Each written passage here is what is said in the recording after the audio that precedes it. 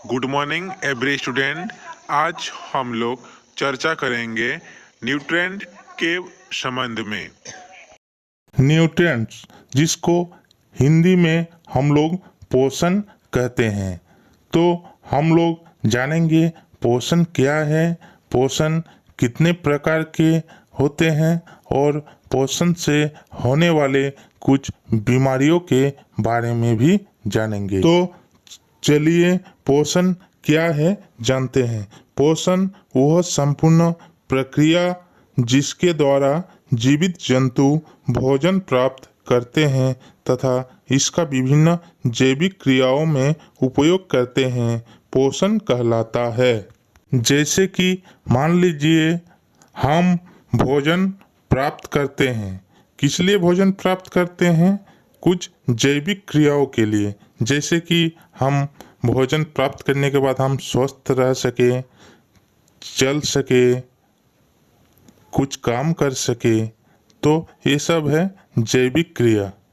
तो आप लोग को समझ में आ गया होगा पोषण का परिभाषा।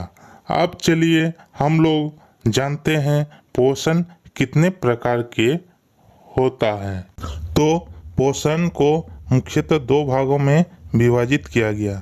पहला मैक्रोन्यूट्रिएंट्स, जो कि हमें बड़ी मात्रा में इसकी आवश्यकता होती है, जैसे कि कार्बोहाइड्रेट, जो कि हमें चावल, आलू इत्यादि चीज़ों से मिलती हैं।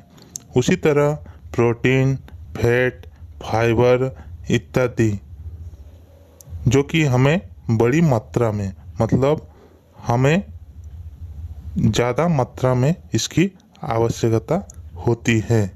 उस तरह दूसरा माइक्रो न्यूट्रिएंट्स, जिसे हम हिंदी में सूक्ष्म पोषक तत्व कहते हैं, जो कि हमें मैक्रोन्यूट्रिएंट्स की अपेक्षा कम मात्रा में इसकी आवश्यकता होती है।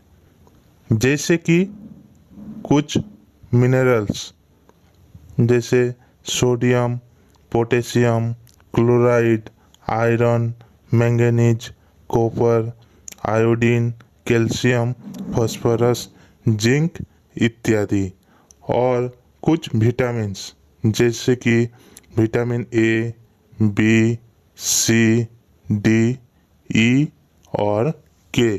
तो आप लोग को समझ में आ गया होगा मैक्रोन्यूट्रिएंट्स, जो कि हमारे शरीर में ज़्यादा मात्रा में आवश्यकता होती हैं, और माइक्रोन्यूट्रिएंट्स जो मैक्रोन्यूट्रिएंट्स की अपेक्षा कम मात्रा में इसकी आवश्यकता होती हैं।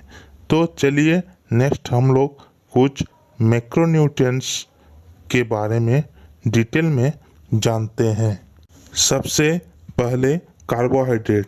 इसके अणु में कार्बन, हाइड्रोजन, ऑक्सीजन परमाणु होते हैं, जो कि हमें चावल, आलू जैसे भोजन से प्राप्त होता है।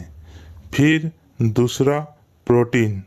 इसकी अणु में कार्बन, हाइड्रोजन, ऑक्सीजन होता है, जो कि हमें अंडा जैसे भोजन से प्राप्त होता है। फिर तीसरा वसा। इसके अणु में कार्बन, हाइड्रोजन, ऑक्सीजन परमाणु होता है। फिर नेक्स्ट फाइबर। फाइबर में ज़्यादातर कार्बोहाइड्रेट होता है। फिर नेक्स्ट पानी, जो कि मानव शरीर के गैर द्रव्यमान का लगभग 70% पानी है।